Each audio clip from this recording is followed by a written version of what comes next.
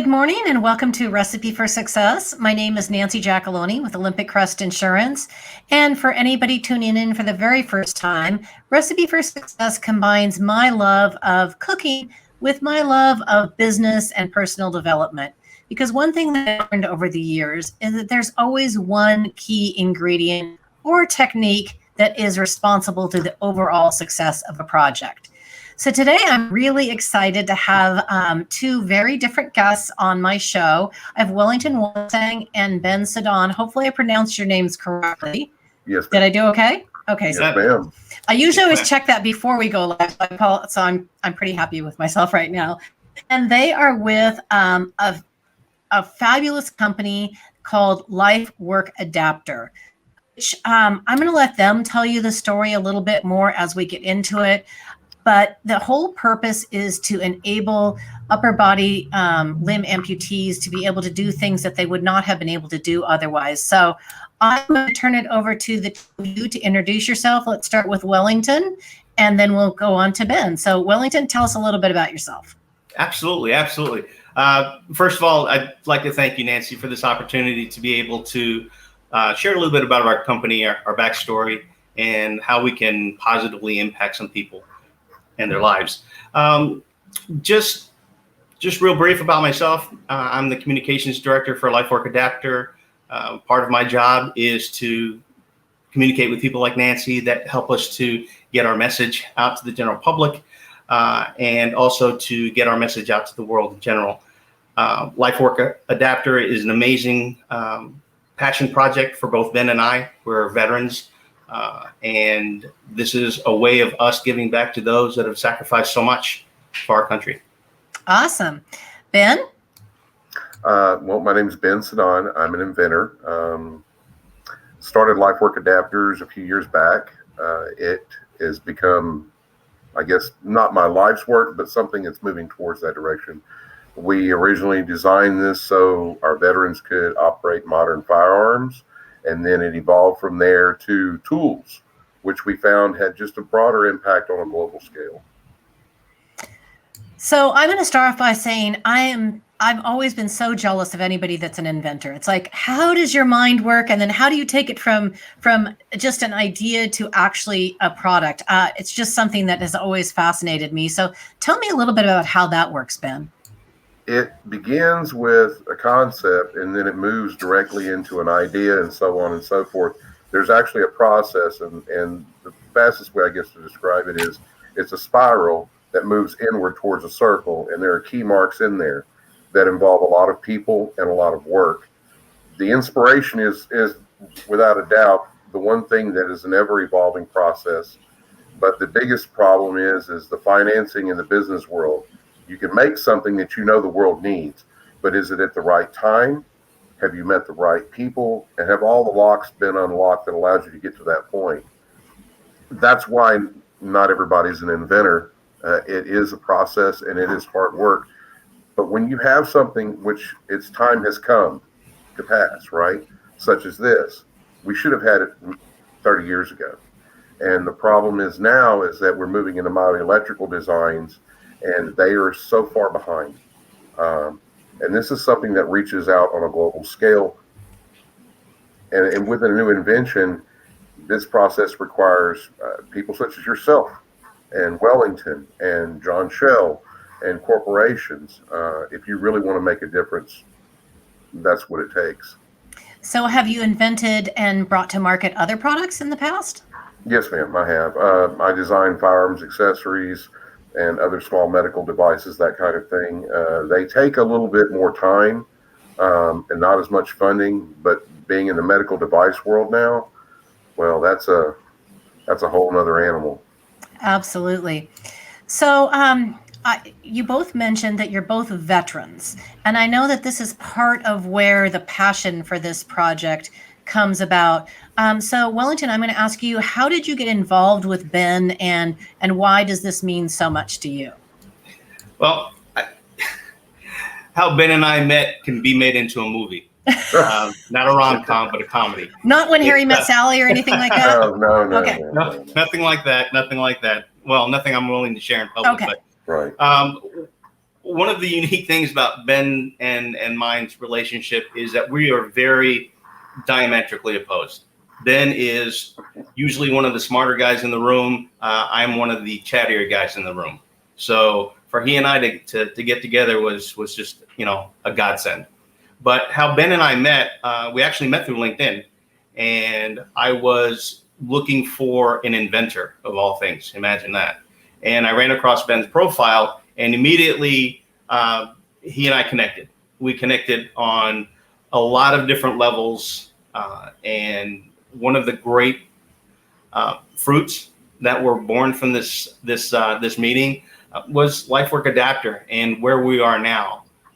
Ben is an incredible driving force and has a very fluid personality. He's the kind of person that I appreciate because we can have a conversation going this direction and his mind is, segmenting it and thinking about other things. So to me, that's the kind of person that I've always wanted to do business with and to call a real friend.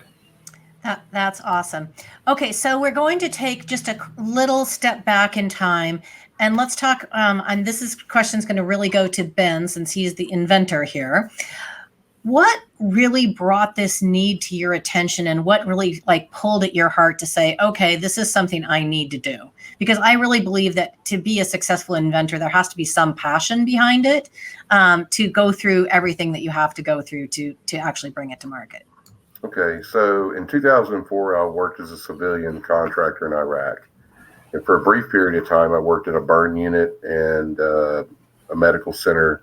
I did maintenance there, but I was also tasked to do several other things. So I got to see it up close and personal, and what it is to be a part of that is something that stays with you forever. And you don't forget that. And when you're in that environment, you're helpless because you're there just to respond to the traumatic injuries our soldiers received. That was it. That's what I did, was just respond. I couldn't stop it. All I could do is help get them in that process of surviving.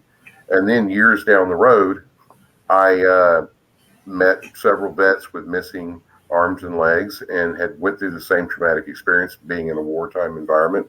And then I met a guy one day at a Home Depot. He had lost his arm and his leg, and we started talking, and he wanted to do an addition to his home.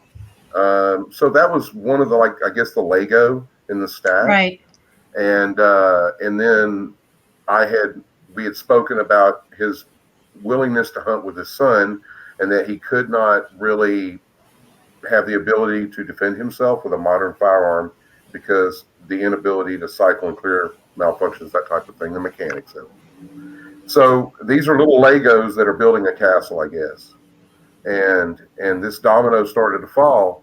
And then I had met Dylan at a gun range, which I had already started the process of creating a prosthetic adapter that allowed people to use a Hosmer hook, if I may show you. Sure. This is a simulator that I designed and built that allows someone to actually not truly understand how it is to operate a prosthetic, but it gives you an idea of what it takes to mechanically operate a prosthetic. So I built this for me to learn how to use and get an idea. And then as that process moved forward, I met more and more veterans and amputees from accidents, injuries, disease. And as I saw them struggling with just day-to-day interactions, I thought, well, really, firearms are a great addition and to allow our veterans and people who want to hunt and things like that. But you also have other applications for that adapter. And then after meeting the gentleman at Home Depot, the light went off.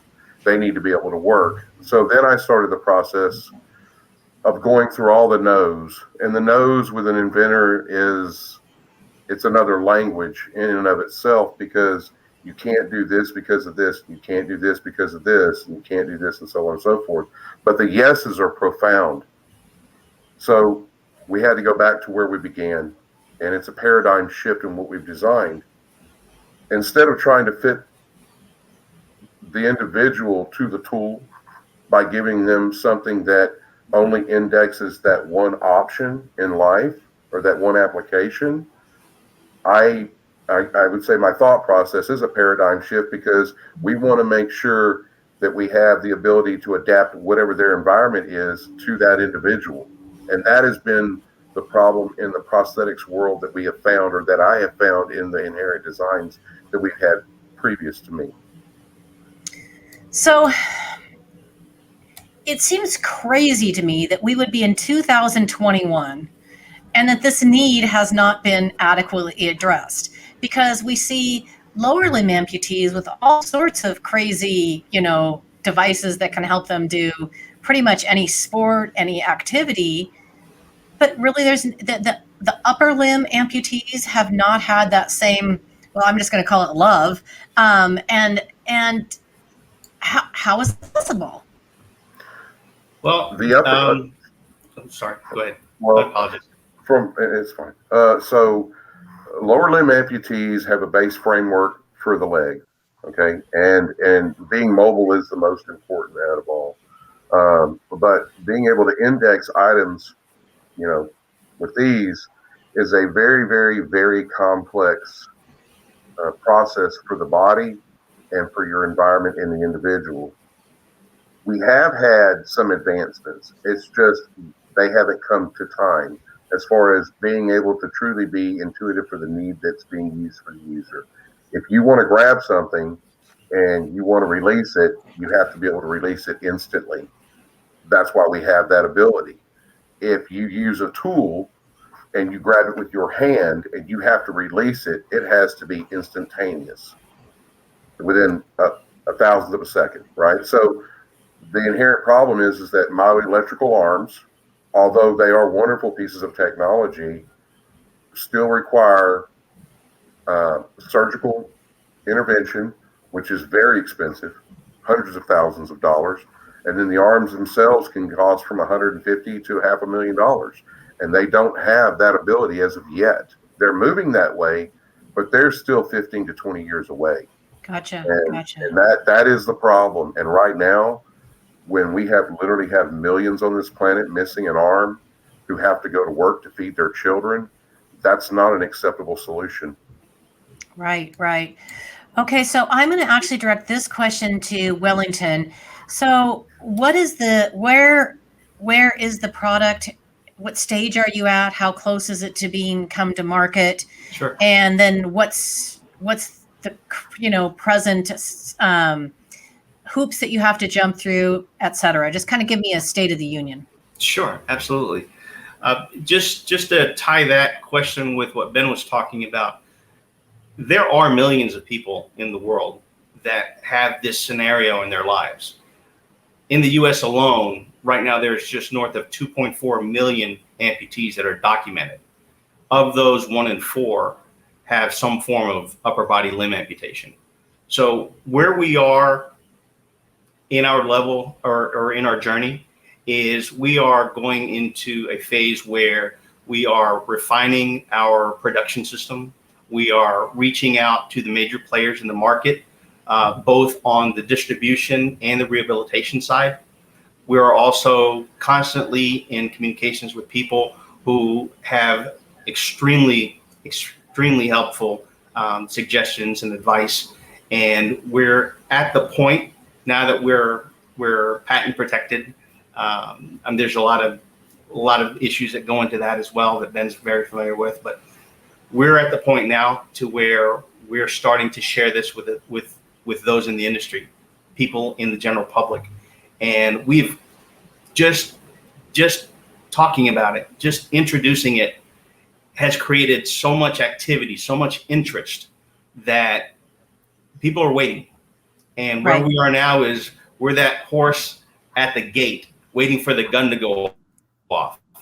So between having the intellectual property secured, getting our fabrication secured, starting the buzz about the brand secured, and talking with people like you on this platform, we're just waiting. The gun's about to go off, and we're all ready for the race.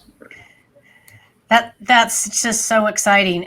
So I have a question for you guys. So since I happen to work in the employee benefit space, so medical insurance, How do you think this is going to play with medical insurance? Do you see the insurance carriers covering this similar to like they would cover a wheelchair? Have you had any talks? What are your thoughts on that?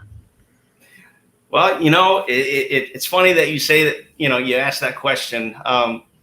One of the communities that is extremely excited about this is the insurance industry, and also on a government level.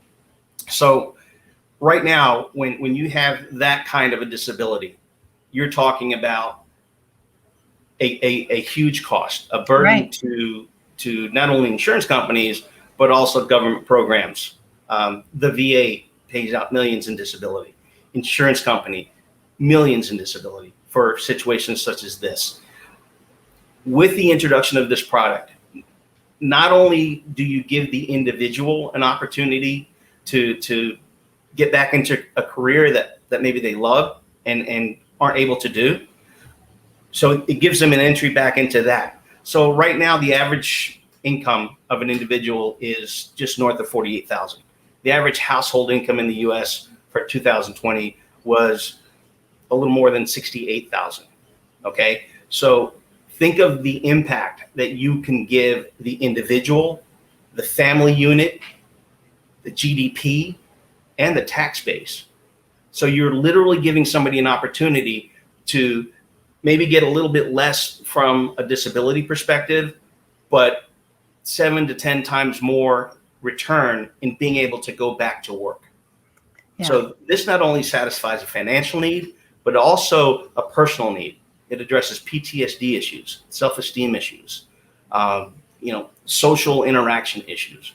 So not only will you be able to function in a garden at home, but you'll also be able to go back to work in a construction site. You'll be able to go and interact with your family, jet skiing, spearfishing, Spearfishing. I think that's something would be on the top of my list. But Right. no, that's amazing. Okay, so I'm gonna ask Ben one more question before we actually show a little video. Sure. So now that I know it's not quite to market yet, but you're starting to really see how you're going to impact the amputee community, and you can really feel it. Do you think that this is an area you might want to do more work in, or what are your thoughts on that? This is a stone that I'm going to push out of the way, not for myself, but for everyone. It just takes a little bit more effort from one person. One person can change the world in their own way. I started out, if I may step back for a moment, about 7.5 years ago, I fell down a 20-foot flight of stairs. And it went from there. It got really, really bad. And I was in a wheelchair. And I was told then that I had cancer, like 3 days later. And things got worse from there, right? And if I can go from a dining room table with a pen and paper in a wheelchair with cancer 7 years later, right, to bringing something to the world which is going to impact and change literally millions of people's lives, not just the individual with the amputation, but their children and the way they live. This brings my future into perspective for me. I'm going to move forward and make other devices. I've already started on that. This is just priming the pump to ensure that what I leave from this world, I leave it better than when I came into it. You're going to make me cry. That's a beautiful story. Thank you so much for sharing that. Okay, so bear with me, everyone. I am going to try and see if I can make this video happen. So never done this before. So let's see how this goes. Oh, I'm doing it.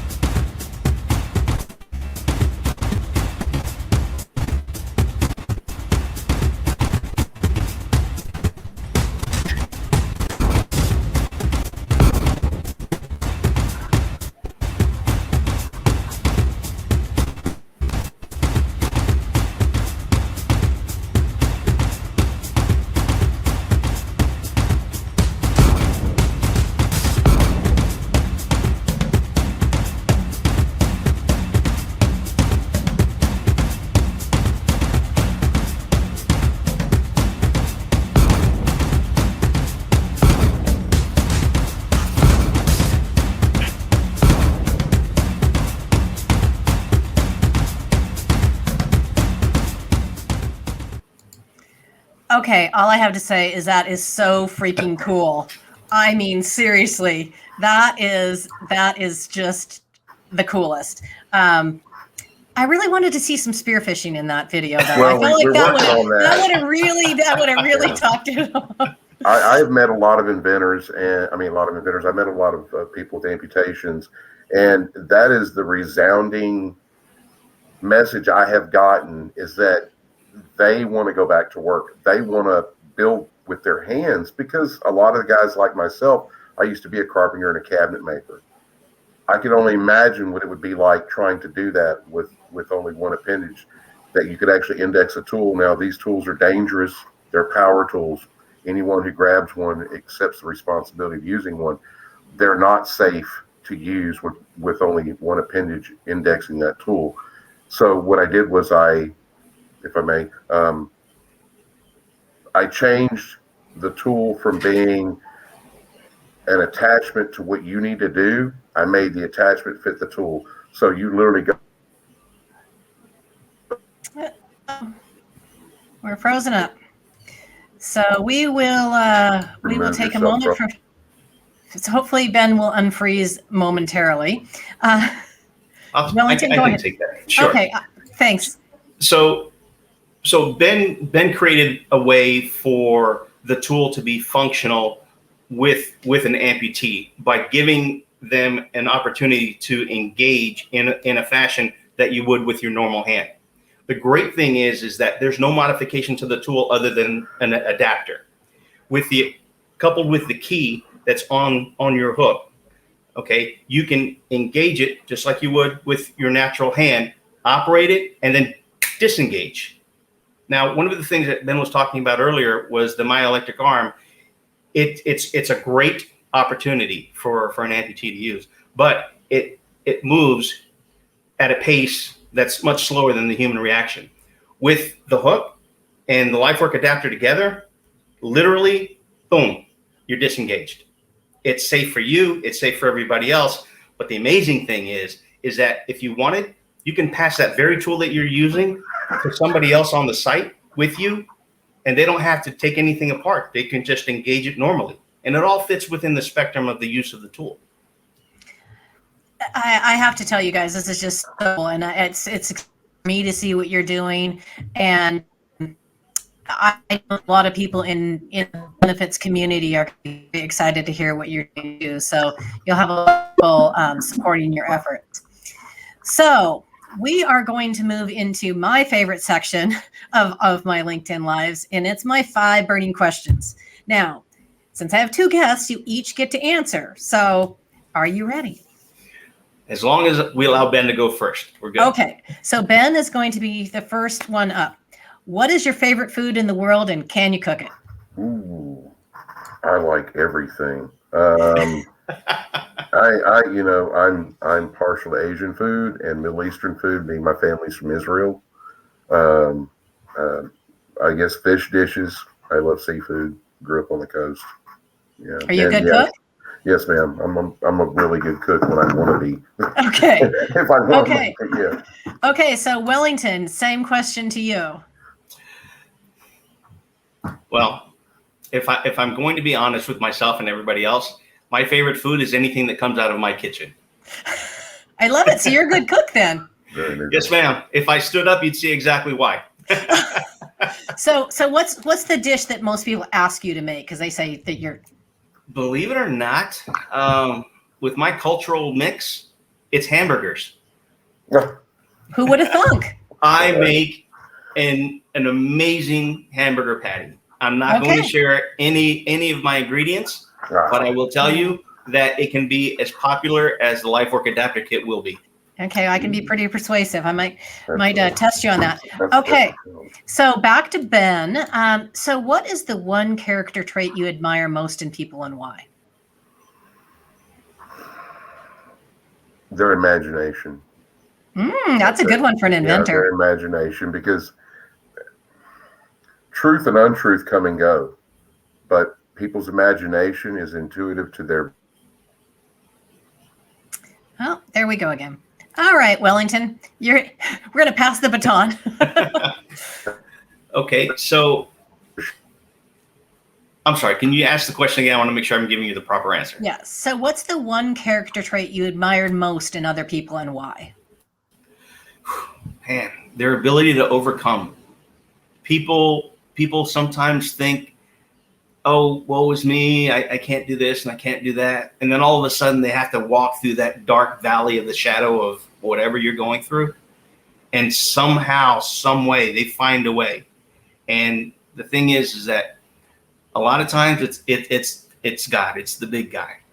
But our perspective is that, wow, there is a way of overcoming this. And a lot of times you have to go through that in order to get to the lighter side of life. But more importantly, that journey that you go through is something that you can share with somebody else that's going through the exact same path. Right. So the ability to overcome and then share that experience, to me, is the most amazing aspect of being human. I love that. Okay, so Ben, we're back to you, and hopefully you will not freeze this time. If you could magically get everyone to do one thing to be more inclusive to the amputee community in general, what would it be? Spend a day in their life. I like that answer. Just one day. We get about 70,000 of them in our lifetime, if we're lucky. Well, I like that. Wellington, same question? Wow, I hate to say it, but that's the same answer I have. But I do have one that is a little different, and that is give them the opportunity. Let them show you that they don't need a handout; they need a hand up. Yeah. And that's just the human spirit is an amazing thing, and if you lock it down, there's so many things that are denied to everybody else. So give them the opportunity. Oh, I love it. Okay, so Ben, second to last question. What is your secret talent or something people would be surprised to learn about you? Ooh, I don't know if I have a secret talent. I'm kind of a private person. This is odd to me doing something on the internet like this. So,